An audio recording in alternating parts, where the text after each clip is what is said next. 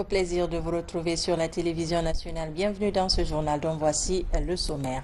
L'école guinéenne reprend ses droits ce mardi après une pause de vacances. Le ministre de l'enseignement préuniversitaire était sur le terrain pour s'assurer de l'ouverture effective des classes. Élèves et encadreurs sont invités à beaucoup plus de rigueur cette année.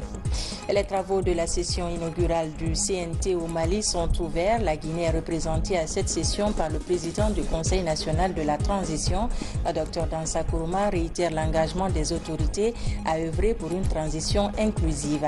À venir également la nouvelle phase du projet Combo Plus. Elle s'étend sur 4 ans.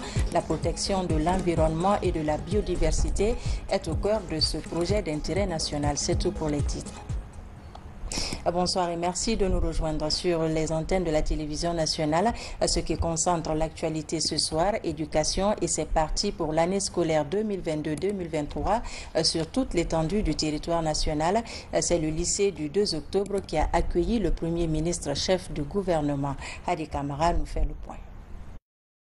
Après 3 mois de vacances, c'est la reprise des cours ce mardi 4 octobre 2022 sur toute l'étendue du territoire national. Le Premier ministre chef du gouvernement est venu assister à la montée des couleurs ici, au lycée du 2 octobre. C'est dans la commune de Kaloum. Ce cadre rénové participe à un nouvel ordre d'enseignement en Guinée, initié par le gouvernement. J'avais instruit de prendre toutes les dispositions possibles pour assurer une bonne rentrée, pour assurer la qualité des enseignements-apprentissages, pour assurer de bonnes conditions d'accueil des élèves. Dr Bernard Goumou tient à prodiguer d'utiles conseils allant dans le sens de la qualification de l'enseignement en Guinée. Je m'adresse à vous en tant que parent d'élèves ici, pas en tant que Premier ministre. Vous avez vu, le gouvernement a fait des efforts pour améliorer le cadre. Vous avez vu aujourd'hui votre école, il y a la nouvelle peinture, c'est bien aéré, les fleurs. Je vois que c'est un espace convivial pour que vous puissiez travailler. Tout ce qu'on vous demande, c'est de mettre de la rigueur. C'est ce que vous faites. Vous avez vu, l'année passée, les résultats étaient catastrophiques. Parce que tout simplement, on se disait, ce n'est pas la peine de réviser. Lorsqu'il y a des examens, on a tous les moyens pour pouvoir tricher. Les élèves cotisaient même de l'argent pour donner aux professeurs, aux surveillants, pour qu'on puisse les laisser tricher. Or, l'avenir de ce pays repose sur vous.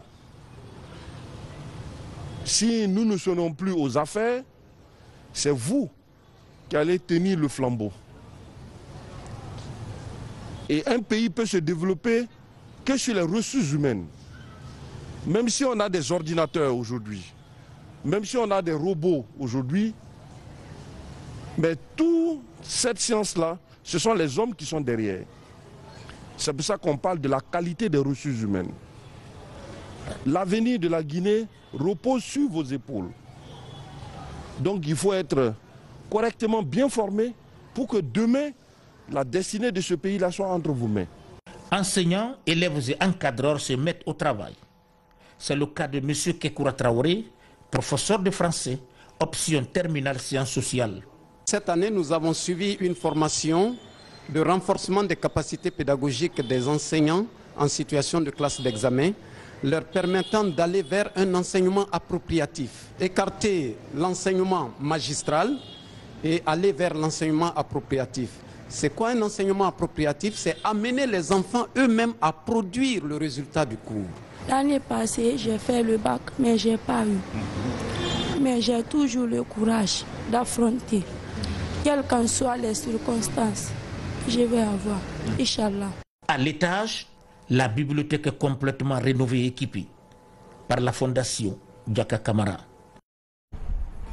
Ce mardi, le ministre de l'enseignement préuniversitaire a choisi la préfecture de Koya pour s'assurer de l'effectivité de la reprise des cours. Guillaume Awig invite élèves et encadreurs à plus de rigueur pour qualifier le système éducatif guinéen. Abdelaziz Baldé sur les pas du ministre. Une nouvelle année scolaire commence avec plusieurs défis à relever. Cette première journée de la rentrée des classes connaît un engagement particulier chez les élèves dans le Sumbouya. C'est à l'école primaire de Wonkifon dans la préfecture de Koya que le chef du département a participé à la montée de couleurs avant de s'entretenir avec les élèves sur des nombres premiers.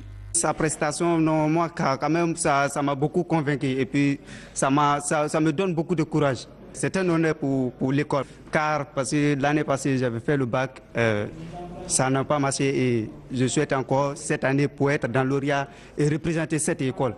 Les salles sont pleines à craquer.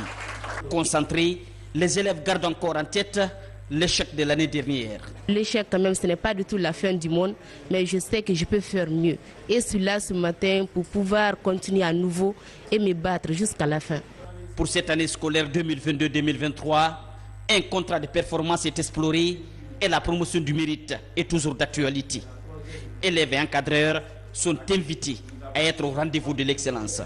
Aujourd'hui, vous avez vu que toutes les classes sont pleines. Les professeurs sont là, les écoles sont propres, tout est assaini. Ce sont des indicateurs sur lesquels nous allons être évalués. Et aujourd'hui, j'en suis fier. Tous les membres du gouvernement sont soumis à un contrôle continu. C'est d'abord au sommet. Donc à l'éducation, nous faisons la même chose. Nous ne réinventons pas les roues. Chacun est soumis à un contrat de performance. Même moi, leur ministre, je suis obligé de faire des résultats. Donc cette année, c'est aussi la nouveauté. Partout dans la sous-préfecture de Wonkifon, en passant par le centre-ville de Koya jusqu'à Manéa, la reprise est effective. Garantir une éducation inclusive et qualifiée reste une préoccupation du gouvernement guinéen. Dans les communes de la capitale, des ministres étaient sur le terrain pour ce premier jour de classe. Ils ont prodigué des conseils aux élèves et aux enseignants. Abraham Christophe Conté. Ils sont nombreux ce mardi à reprendre le chemin des classes au compte de l'enseignement pré-universitaire. Sur le terrain, des membres du gouvernement venus s'enquérir de l'effectivité de la reprise des cours. Une occasion de prodiguer des conseils aux élèves. Nous sommes conscients que l'éducation de la jeunesse est notre avenir. Donc je vous encourage, autant que vous êtes, à redoubler d'efforts. Vous avez vu que ce n'a pas été facile l'année passée. Donc il y a des défis à relever et les classes d'examen en général se préparent avant les examens. Les prochains ministres, les prochains membres du gouvernement, c'est vous. C'est l'avenir de la Guinée. Mais ça s'arrache dans le travail, dans la sincérité. Cette année, nous voulons avoir un taux de réussite qui est commensuré avec le niveau de préparation qui a été mis dans ça. Dans les établissements visités, les encadreurs et élèves se disent conscients des défis qui les attendent. Les investissements au niveau des communes de Conakry sont maintenant au compte de l'ANAFIC. Et notre ministre nous a instruit de déposer tous nos projets prioritaires au niveau du département pour que ces projets soient financés. Donc je vous dis déjà que le collège Lansana Biabogui fait partie de nos projets prioritaires. Nous avons un facteur de conscience ici au niveau des parents et au niveau aussi des élèves afin que nous puissions relever ce défi dont nous devons, comme le ministre de son Excellence vient de le démontrer ici, que l'État a mis tout à notre disposition. Nous aussi, Inch'Allah, nous avons l'espoir aussi et la détermination, l'amour aussi pour amener ce pays en avant par notre facteur de travail. Dans les 5 communes de la capitale, les autorités communales de l'éducation, accompagnées des ministres de la République, affichent la même ambition. La reprise est effective ce matin, ce 4 octobre 2022. Nous disons à tout le monde qu'il y a eu reprise. L'année dernière, la Guinée a enregistré un taux de réussite inférieur à 20% aux différents examens nationaux. Un résultat triste qui doit motiver les acteurs de l'éducation à plus d'efforts pour la qualification de l'école guinéenne. Même engouement donc à l'intérieur du pays, partout les élèves et enseignants sont engagés pour une année scolaire réussie et le tour d'horizon avec Alpha Isiagaba. Dans la cité de Karamoko Alpha Molabé, la rentrée des classes est effective. Conscients du taux d'échec de l'année dernière, élèves et enseignants prennent des engagements pour qualifier le système éducatif dans la capitale du Fouta Djallon. L'ouverture des classes à l'Abbé a été effective parce que j'ai sillonné les 4 DSE ce matin. Partout où nous sommes passés, Nous avons trouvé les élèves, nous avons trouvé les enseignants. Les enseignants d'ailleurs ont répondu à 100%. À Mamou, la rentrée des classes est aussi effective. Les enseignants ont répondu présents dans les établissements visités par notre équipe de reportage. Les autorités éducatives, quant à elles, parlent de nouvelles stratégies. Nous, de l'éducation, nous sommes prêts à changer de stratégie, surtout de méthode d'enseignement. Nous voulons que cette année soit une année de pratique, de méthode active d'enseignement. À Cancan, élèves et enseignants ont repris les cours ce 4 octobre 2022. Tous prennent des engagements pour une rentrée scolaire réussie. La rentrée elle est effective parce que depuis le 15, l'administration scolaire est là. Les documents sont à jour et aujourd'hui le démarrage effectif des cours. Et à 7h45, les enfants étaient au Mans, on a monté le drapeau. Et Dieu merci, les enfants reçoivent maintenant les cours dans les différentes salles de classe. En Corée, tous les établissements publics et privés ont ouvert leurs portes. Partout, la reprise des cours est effective pour cette première journée de l'année scolaire 2022-2023. Il faut pouvoir encadrer les enfants. Qu'est-ce que nous remarquons? Nos enfants, ils n'ouvrent leur cahier que lorsqu'ils sont en classe. Or, la formation, c'est à la maison. Le suivi doit être là par les parents d'élèves. Même atmosphère à Kindia, les élèves sont déjà dans les salles de classe, comme pour dire que les cours ont repris dans la cité des Agrumes. Et c'est le gouverneur de la région qui constate l'effectivité de cette reprise des cours. Et cette bonne nouvelle pour les enfants orphelins, ils bénéficient de 100 bourses d'études de la part de la Fondation Makongo Family Charity. L'objectif est d'appuyer les orphelinats du pays dans la formation, l'éducation et l'encadrement des enfants déshérités et leur permettre de jouir de leurs droits. Reportage à Bakari Bambakondi. La Fondation Makongo Family Charity vole au secours des orphelinats et centres d'accueil de la capitale et de l'intérieur du pays. Elle décide ainsi d'accompagner ces enfants orphelins en leur offrant 100 bourses d'études pour l'année scolaire 2022-2023.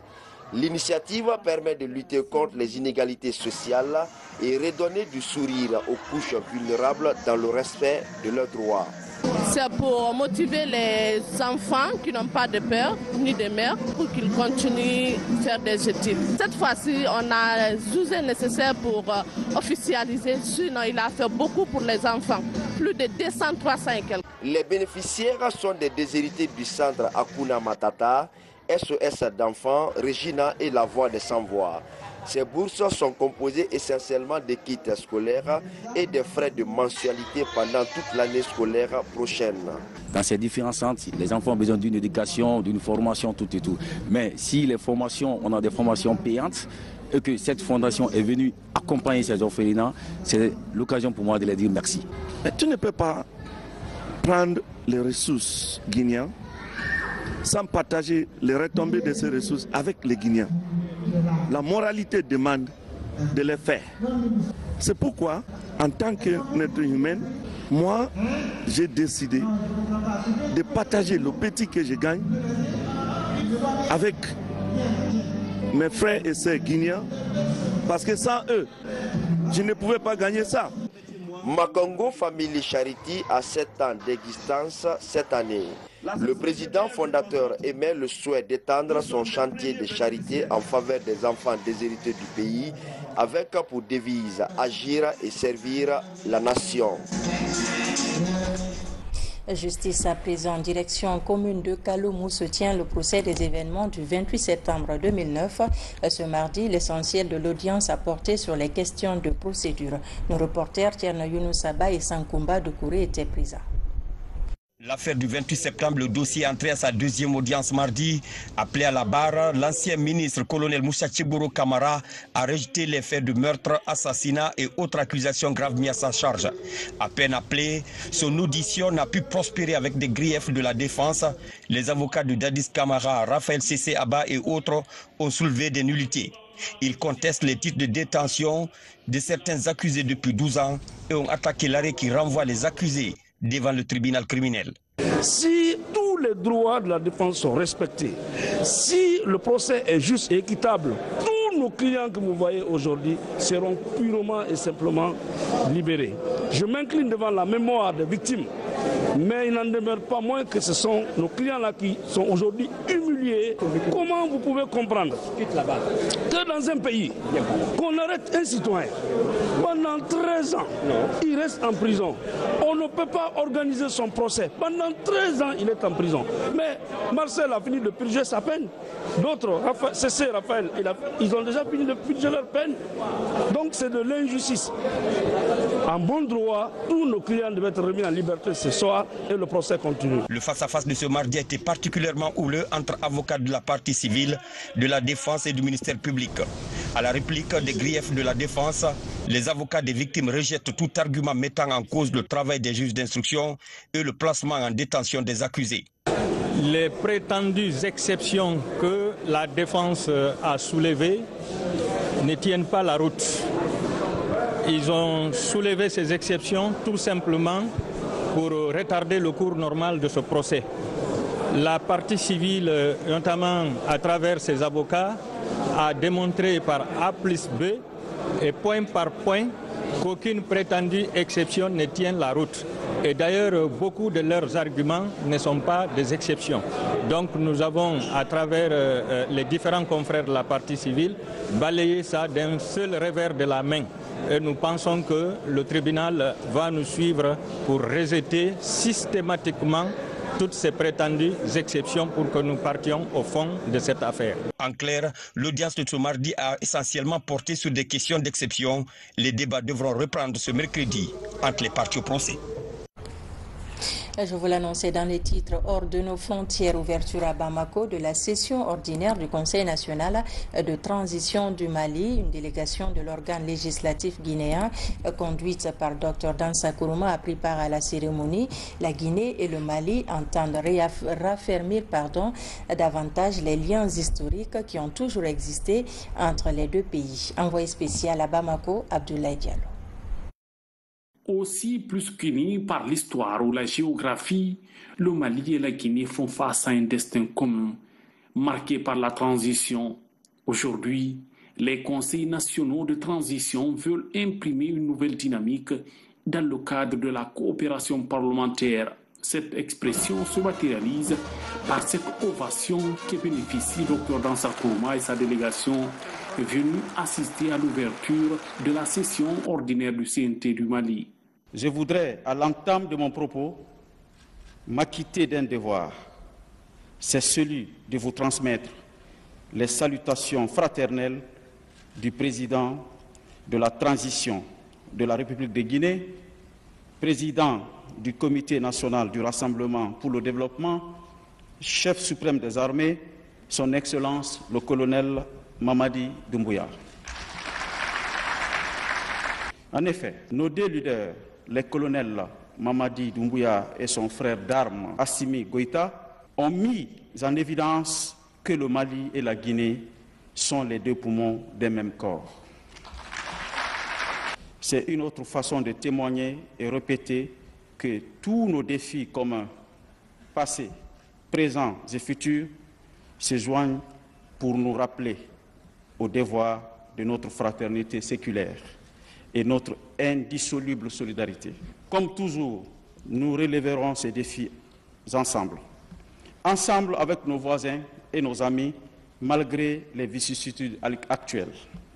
Notre lutte commune pour une transition réussie, dont les résultats généreront des mutations démocratiques profondes, sera comprise par nos voisins et nos amis, comme notre contribution structurelle tendant à changer le devenir politique, économique et social de notre sous-région. Cette cérémonie d'ouverture qui marque le début des travaux de la session ordinaire sera consacrée entre autres à l'examen et l'adoption du projet de loi des finances 2023 du Mali, le projet de loi relatif à la modification du statut des fonctionnaires des collectivités territoriales. Avec les transitions politiques en cours au Mali et en Guinée, une autre page commune de l'histoire de nos deux pays est en train de s'écrire. Cette situation, comme vous le savez, est né d'une ferme volonté de redressement de la gouvernance étatique de nos États. En effet, nous ne pouvons plus admettre que depuis des décennies post-indépendance, nos populations continuent de vivre dans la précarité et dans l'insécurité. Nous devons donc faire en sorte, maintenant que nos concitoyens puissent récolter les bénéfices sécuritaires, économiques et démocratiques qui vont certainement couronner nos périodes de transition. Avec cette nouvelle dynamique, les deux institutions législatives entendent renforcer et solidifier leur partenariat en initiant et en votant des textes de loi qui garantiront l'état de droit et la bonne gouvernance. On enchaîne avec ce décret D-2022-0468-PRG-CNRD-SGG portant nomination des membres du Conseil d'administration de la Caisse nationale de sécurité sociale CNSS.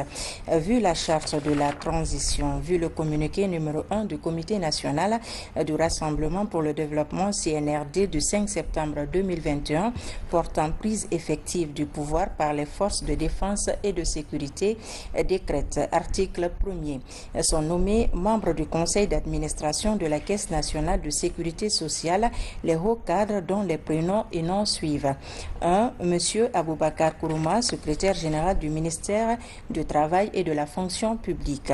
2. Madame Ramatoulaye Kamara, chef de cabinet du ministère du Travail et de la fonction publique. 3. Dr Madina Sissoko, directrice communale de la santé de Matoto, du ministère de la Santé et de l'Hygiène publique. 4. Madame Aïssata Souma, directrice générale adjointe du portefeuille du ministère de l'Économie, des Finances et du Plan. 5. Elhadj Amadou Diallo, trésorier à l'Union syndicale des travailleurs de Guinée, USTG. 6. Monsieur Ismaël Keïta, vice-président chargé de la communication de la Confédération générale des entreprises de Guinée, CGPI.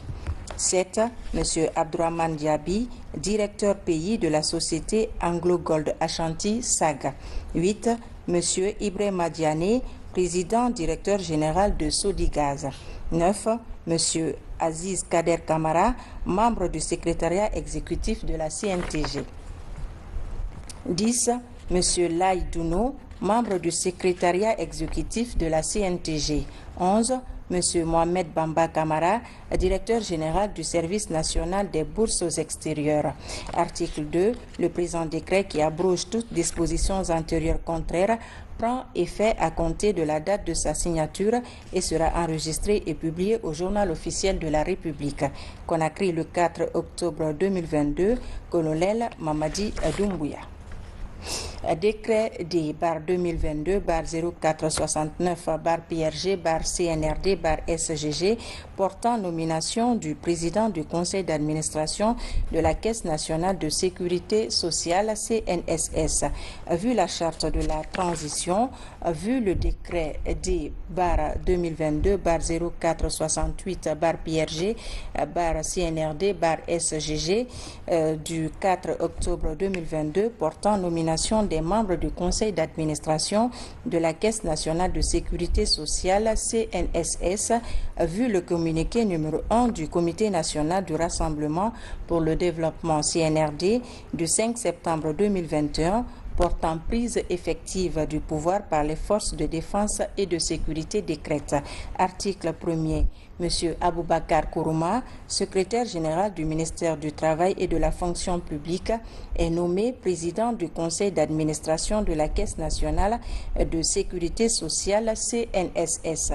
Article 2. Le présent décret qui abroge toutes dispositions antérieures contraires prend effet à compter de la date de sa signature et sera enregistré et publié au journal officiel de la République. Conakry le 4 octobre 2022, signé colonel Mamadi Doumbouya. Parallèlement aux travaux de renouvellement de leur bureau exécutif, les membres de l'Association nationale des maires des communes de Guinée ont renforcé leur aptitude dans le suivi du Code des collectivités relatif à l'élaboration du plan annuel d'investissement. Fodé Camara.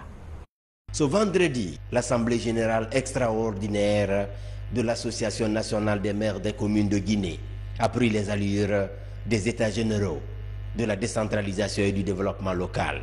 Objectif, corriger la fracture sociale entre les collectivités locales. Aujourd'hui, l'Agence nationale de financement des collectivités contribue à l'amélioration de la planification qui va aboutir à la réalisation des micro-projets prioritaires issus des programmes annuels d'investissement.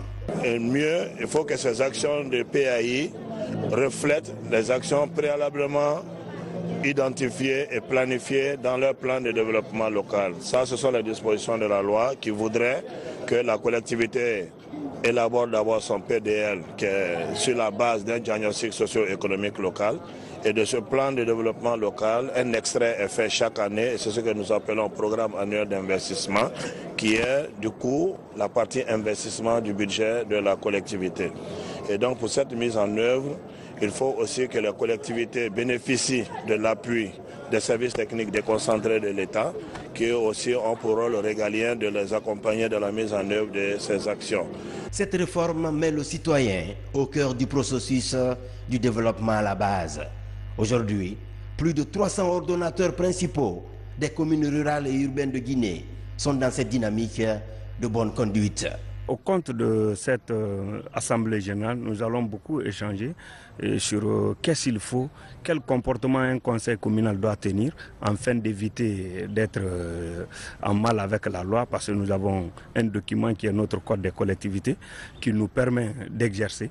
Alors donc tout ce qui doit nous amener à ne pas être en porte-à-faux avec ce document, il est nécessaire d'en parler chaque fois qu'il y a l'opportunité. Plateforme de mise en œuvre de la politique de lutte contre la pauvreté, le programme annuel d'investissement est un outil d'inclusion sociale. Ici à Conakry, la commune de Matoto vient à peine de réaliser son plan annuel d'investissement. Les autres communes de la capitale et de l'intérieur du pays, qui n'ont pas leur agenda annuel, s'apprêtent aussi à adopter cet instrument d'amélioration de la gouvernance. Nos priorités aujourd'hui étant le nouveau bureau élu, nous allons travailler pour faire en sorte que les élus se rapprochent aux citoyens à la base et aussi qu'il y ait un rapprochement entre les élus et l'État, plus les partenaires techniques financiers. C'est ce qui est nécessaire, fondamental maintenant là en cette période de transition. Cette assemblée générale extraordinaire de l'Association des maires de Guinée se tient à un moment où l'ANAFIC est devenu l'unique instrument de financement du développement local. C'est aujourd'hui qu'on a appris beaucoup de choses. Presque l'État a réuni le financement en un seul guichet. Et c'est la meilleure donne. Sinon, s'il y a plusieurs guichets, s'il faut vous présenter à chaque guichet pour avoir quelque chose, vous allez voir, soit ça va prendre du retard, ou bien il y aura des interférences. Dans ce élan de moralisation de la gestion de la chose publique, déjà plus de 700 projets sont planifiés dans les programmes annuels d'investissement des communes de la capitale et de l'intérieur du pays. Au département de l'urbanisme, de l'habitat et de l'aménagement du territoire, le ministre fait l'état des lieux des différentes directions.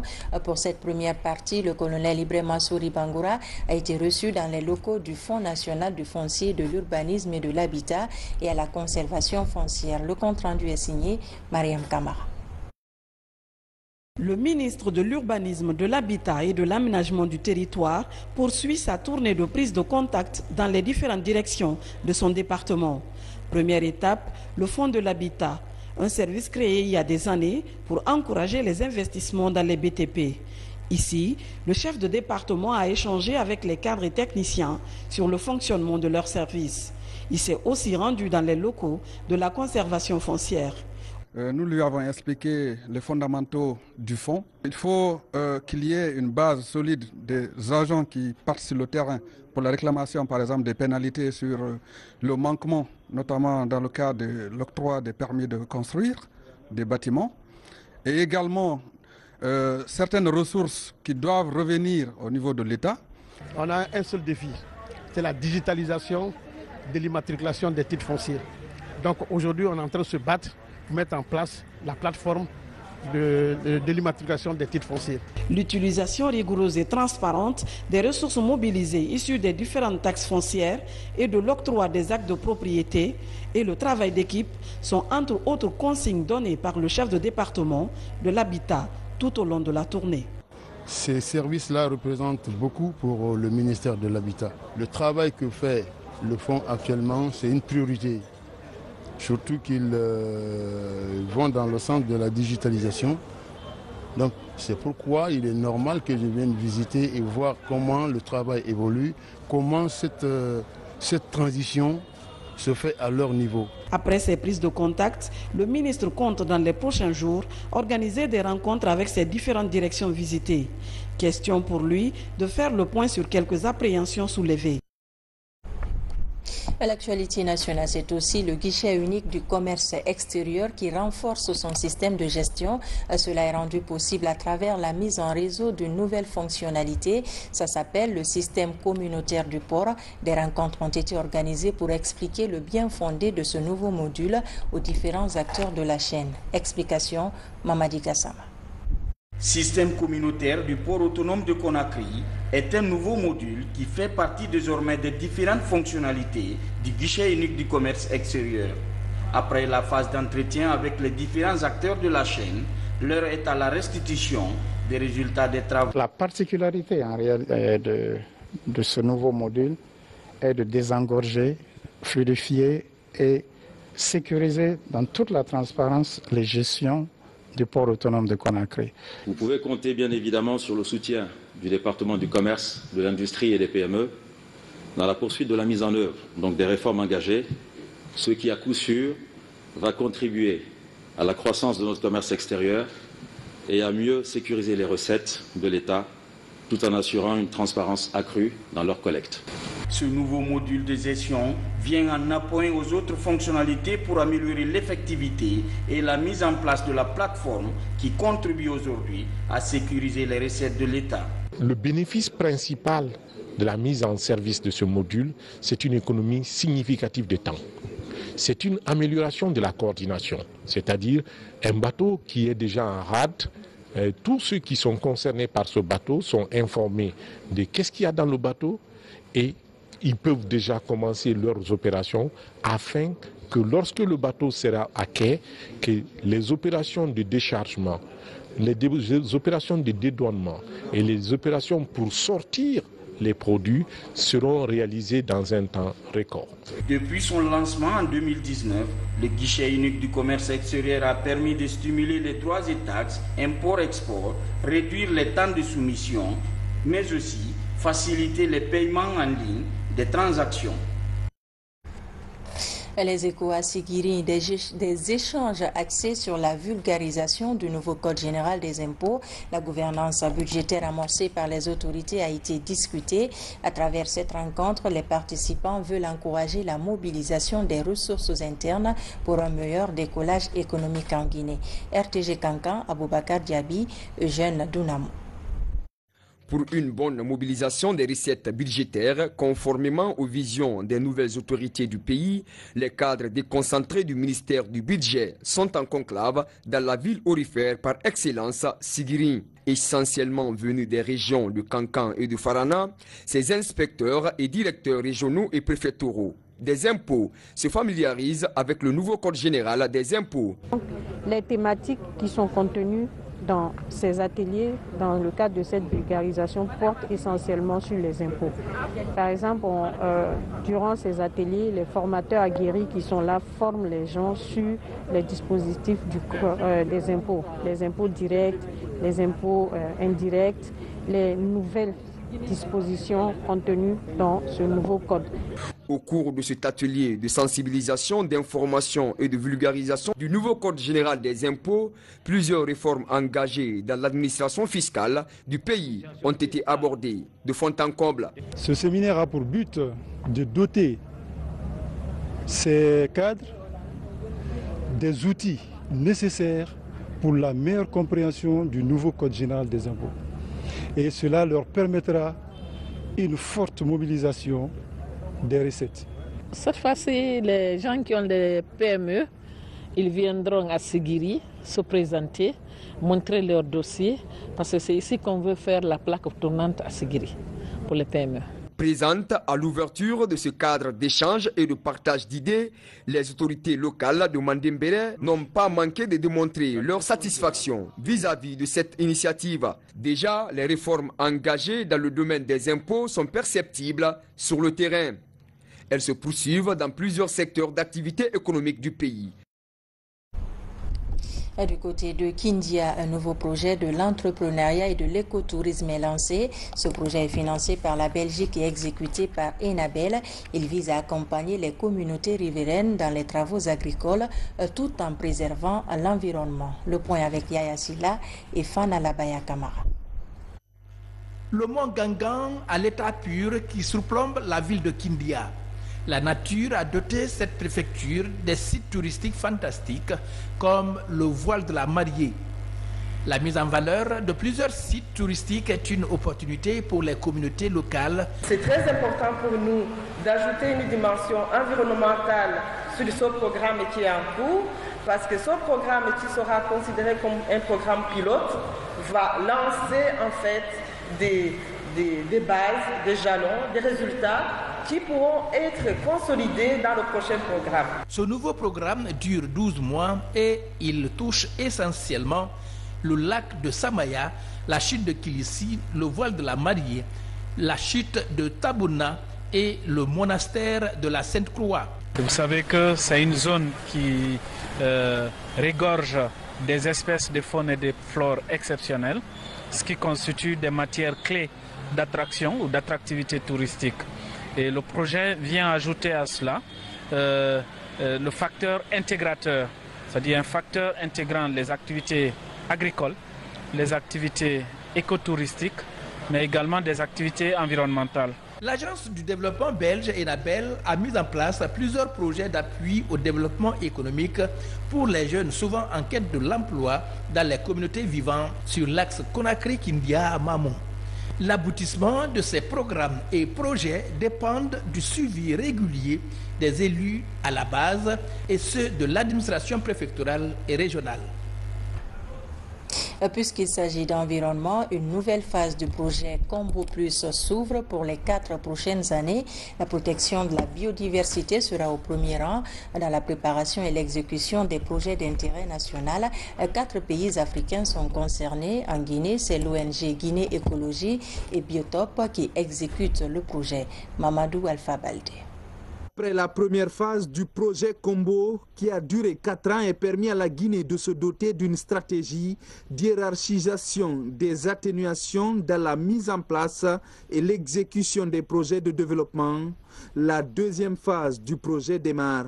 Combo Plus entend mettre au centre de tous les projets nationaux le volet de la durabilité axé sur des concepts comme éviter, réduire et compenser. L'exigence de la mise en place d'un outil technique et opérationnel de compensation des pertes se pose comme une nécessité afin de bâtir un développement économiquement durable, socialement équitable et écologiquement profitable pour une génération future épanouie. Ce projet innovant a ainsi permis, en se basant sur la séquence éviter, réduire, compenser, la mise en place en Guinée d'une stratégie nationale visant à mettre en œuvre la hiérarchie d'atténuation de la compensation des impacts sur la biodiversité et les écosystèmes. Pour faciliter la mise en œuvre des valeurs prônées par le projet, comme la mise en œuvre d'actions de conservation de la biodiversité, dont les projets de compensation, l'ensemble des acteurs et organisations impliquées dans la protection de l'environnement sont mobilisés. La hiérarchisation des impacts, c'est d'avant tout, donc c'est quand par exemple un promoteur privé veut s'implanter en Guinée, c'est dans un premier temps essayer de mieux gérer en fait les impacts sur la biodiversité. Donc au maximum, la première étape, c'est d'éviter et de réduire l'impact sur son environnement. Avec une durée de 4 ans, le projet est financé à hauteur de 10 millions d'euros par l'Agence française de développement et le Fonds pour l'environnement mondial pour 4 pays africains, dont le Mozambique et la Guinée. Et puis la Fédération pour la paix universelle en collaboration avec la Fondation Elhadji Djeriba Diaby a procédé à la remise de satisfecit à plusieurs personnalités. Ces personnes sont récompensées pour leur implication dans la résolution des conflits. Robert Siditolno. Ils se sont respectivement fait distinguer ces dernières années dans la consolidation de la paix durable pour un développement inclusif. Ces 15 personnalités composées d'hommes et de femmes sont nominés ambassadeurs de la paix en Guinée, une initiative de la Fédération pour la paix universelle en collaboration avec la Fondation Elhadji Djeriba Diaby pour la paix et l'assistance sociale. Et aujourd'hui, c'est la paix qui s'est réunie ici par la grâce de Dieu. C'est des dizaines de Guinéens qui vont désormais parler la paix dans notre pays. C'est l'occasion pour nous, Fédération pour la paix universelle UPF Guinée, de féliciter et d'encourager son Excellence le colonel Mamadi Doumbia, président de la transition, président du CNRD, président de la République, chef suprême des armées, pour la paix, le vivre ensemble et la cohésion sociale qui s'installe en Guinée. Parmi ces personnalités figurent les religieux, des jeunes et des femmes leaders. C'est le cas par exemple de la première vice-présidente du Conseil national de la transition qui s'est distinguée positivement dans l'humanitaire, le social à travers la Fondation Solidarité Féminine ces 10 dernières années. Il ne faut pas oublier que nous ne sommes pas les seuls, il y a d'autres Guinéens. Mais si le choix est tombé sur nous, on ne fait que se réconforter, mais savoir qu'on a beaucoup plus encore de responsabilités. Cette joie elle est immense, je suis très ému aujourd'hui d'être nommé comme ambassadeur de la paix. En tant que jeune, je me battrai pour qu'il y ait la paix. Je ferai tout mon mieux pour qu'il y ait la cohésion sociale, pour qu'il y ait l'entente et l'union nationale. Des personnes distinguées entendent renforcer cette initiative qui concourt à la promotion de la paix et le développement du pays. Et des consultations gratuites se tiennent au centre Jean-Paul II. Elles concernent uniquement les personnes du 3e âge dans le cadre de la célébration de la Journée internationale des personnes âgées. Reportage Mohamed de Camara. Comme promis par les autorités guinéennes, les personnes âgées bénéficient de consultations gratuites à l'occasion de la Journée internationale dédiée aux aînés. Cette campagne de dépistage des pathologies liées au vieillissement et leur prise en charge est une volonté du département de la promotion féminine, de l'enfance et des personnes vulnérables. On n'a jamais vu ça. Depuis la journée de réflexion jusqu'hier à la clôture, nous sommes maintenant à Jean-Paul II pour les visites médicales gratuites et certainement des traitements aussi. C'est jamais vu. Les médecins consultants de Jean-Paul II se réjouissent de cette action qui vise à connaître le statut de plusieurs personnes du 3e âge. Si on peut pérenniser les consultations chez les personnes âgées, ce sera très bien. Parce qu'il y a certains qui marchent, ils ne savent pas de quoi ils souffrent. Donc avec la consultation, on peut détecter au moins certaines maladies pour éviter les complications antérieures. Parmi les aînés consultés, les hôtes du président de la transition, colonel Mamadi Doumbia, une vingtaine de personnes âgées qui viennent des 8 régions administratives. Je remercie beaucoup le président Doumbia parce que vraiment je suis contente d'être parmi vous. Pour la première fois, j'assiste à une telle belle fête. C'est vraiment une très grande joie pour moi de connaître certaines personnes âgées, les plus âgées de la République de Guinée. Et ça, c'est à l'initiative de notre cher président, le colonel Mamadi Doumbia. La fête internationale des personnes âgées, qui s'étend sur une semaine, a été célébrée dans la commune de Matoto, où les vétérans se sont engagés à faire la promotion et la protection de cette couche sociale. Pour terminer, Covid-19, on en parle dans ce journal. La maladie n'est pas totalement vaincue. 72 malades sont encore dans le pays. Les autorités sanitaires veulent minimiser les risques de contamination grâce à la vaccination. 54 équipes mobiles et fixes sont actuellement déployées dans toute la capitale. Mamadi Terna Kamisoko. À l'Agence nationale de sécurité sanitaire, c'est désormais la course contre la montre pour remonter la couverture vaccinale contre le Covid-19 dans le pays. L'OMS souhaite un taux de 70% d'ici la fin de l'année, alors qu'en Guinée, les chiffres sont autour de 22%. Pour accélérer la campagne, des équipes fixes et mobiles sont déployées dans les différents quartiers et secteurs de la capitale dans le but de rapprocher le vaccin des citoyens. Nous sommes au nombre de 5 par équipe et 2 fois, s'il y a l'engouement, on peut aller jusqu'à 50, 100 presque 2 fois. Mais de nos jours, ce n'est pas facile, il faut sortir dans les quartiers pour sensibiliser. Pour la réussite de l'opération, un agent mobilisateur social accompagne les agents vaccinateurs sur chaque site. J'ai dit à mon équipe, si vous voulez qu'on travaille, il faut qu'on se déplace. Parce que moi, étant du quartier, je connais le quartier et les gens ont confiance. Maintenant, si on me voit devant un groupe de docteurs, ils vont dire, ah, on va se vacciner. Pour s'enquérir des conditions de travail des équipes déployées, le directeur général de l'ANSS est dans les 5 communes de la capitale.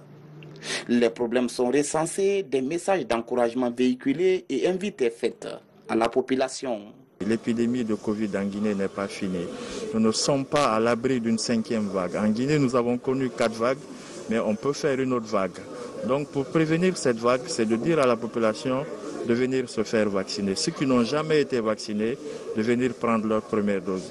Ceux qui ont déjà reçu une première dose, de venir compléter les doses. Au total, 54 équipes sont déployées dans les 5 communes de la capitale.